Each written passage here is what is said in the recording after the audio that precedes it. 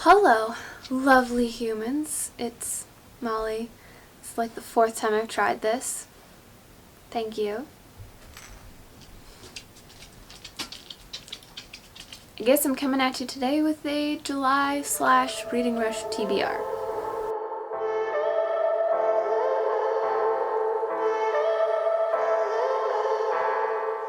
So, I was watching Jasmine from Novel Thoughts, her Reading Rush video, July TBR thing. I'll link it down there, I can't remember. This was hours ago and I'm exhausted. I don't know, I impulsively figured why not also join and read, even though I've hardly read anything in months and I don't have time. But let's go for it. So that's about it for an intro to this. We're going to try to work around the child who is determined to get to the books and eat them. Yum. I have a stack of books which go along with all of the prompts, and I don't really expect myself to get through all of them, but I wanted to pick one for each prompt and just kind of, see where I got to. Prompt 1 is to read a book with a cover that matches the color of your birthstone. So June could be aquamarine, moonstone, pearl. I don't know. I went with the aquamarine, and I picked In an Absent Dream by Shannon McGuire because I have not read this yet, and it's been on my bookshelf for quite a while. Plus it's small, so that gives me a very good chance of getting to it and reading it. So this is the color of the aquamarine. And technically the font is moonstone or pearl colored, so it works. Prompt number 2 was to read a book that starts with the word the, and I picked The Unquiet Dead by Ozma Zenet Khan. I've had this on my TBR for a really long time. It's an adult thriller/crime fiction novel. Prompt number 3 is to read a book that inspired a movie you've already seen. Oh, that's for you, hey. I don't think so. Nope, still don't think so. This one was really hard for me to come up with one because I don't want to go pick up new books because I have a bunch that I haven't read yet, first of all. And second of all, I am not a movie person or a show person. I don't consume fiction on a television. I know it's odd considering I love to read and write, but I don't like to generally consume it in that film form. Anyway, I picked for this one The Secret Garden by Frances Hodgson Burnett words because I have at least seen, Kate, I'm gonna move these.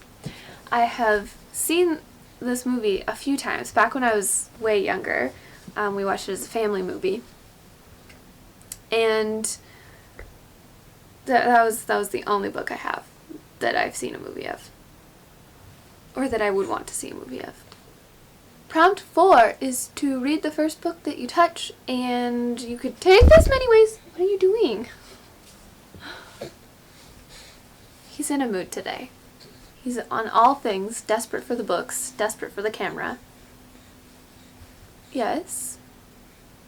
So anyway, I interpreted this one as the first book that I touched in July, which is A Midsummer Night's Dream by Shakespeare.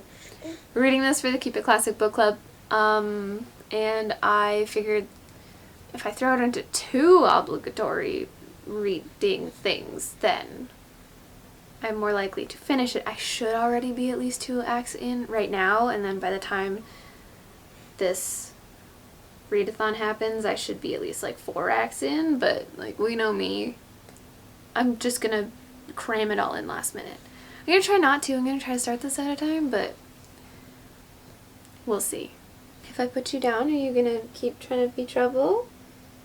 You're gonna keep me in trouble? Prompt 5 is to read a book completely outside of your house. So I picked Is It Wrong to Try to Pick Up Girls in a Dungeon, Volume 5 because it's tiny and I could read it really fast out at like the park, or when I get coffee I can read a little short thing before coming home. So that's this one. Figured it was easiest. Also, I should just hurry up and finish that. You cannot have that book. It's really hard to do with baby. A baby that can move. Prompt 6 is to read a book in a genre you have always wanted to read more of. He's trying to get the plant again. And that would be, for me, nonfiction. So I picked A History of Canada in 10 Maps by Adam Schultz. I've had this sitting on my shelf for a very long time. And I need to just get into it. I did read, I read a binge. I read 30 pages previously. So I just need to, if I read half of this, I'll be happy, because nonfiction does move much slower than fiction. 1 second. I read Alone Against the North by Adam Schultz a couple years ago, and I absolutely adored it. So I'm hoping that I like this one as much as I liked his other book. Prompt 7 is to read a book that takes place in a different continent than where you live. I didn't feel like looking through all of my books to figure it out, but also, seeing as I live in North America, the vast majority of books that I own are set in North America, because apparently that's where everyone sets books. He's going back for the plant. I can't win. This one, I chose Crucible by James Rollins. Ezra, the plant is not for you. It's not for babies. No, it's not. This is book zillion-and-one in the Sigma series, and I have had it for a while and I just haven't read it yet. Once I get into these, they do move very quickly, so there's that. And then at least, I think, 3/4 of this takes place in Europe. There's some bits in the States, but I skimmed really fast to look for place markings, because this book does time and date and location stamps, because it usually takes place in a bunch of locations. So there was a bunch in Portugal and a bunch in France. That is going to work for me. So plus I read this one, then I can get the new one, which comes out soon, I think. Anyway, that is that. That is everything for my impulsive decision to join this readathon, and I don't know how it'll go. We'll find out though. I guess I have a week to try to get myself into reading more. But that is it for today.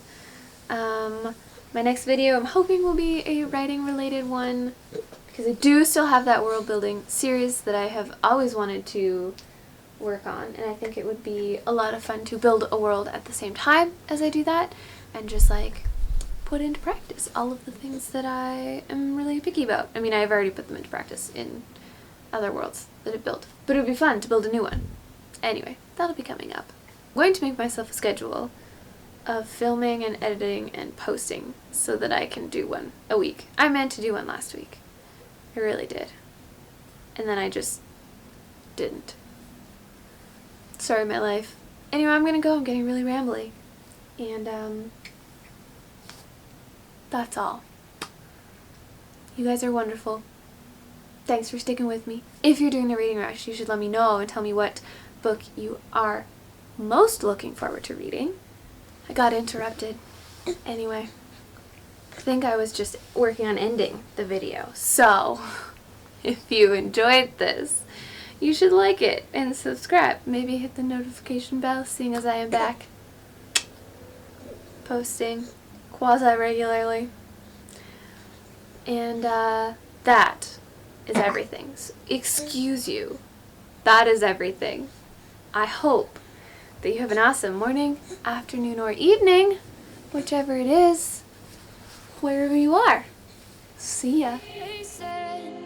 Don't fall, don't forget all the things you've been taught, you've been told. Don't blink, don't run, don't turn left or turn right or look straight at the sun. My mind's going in circles, I'm trying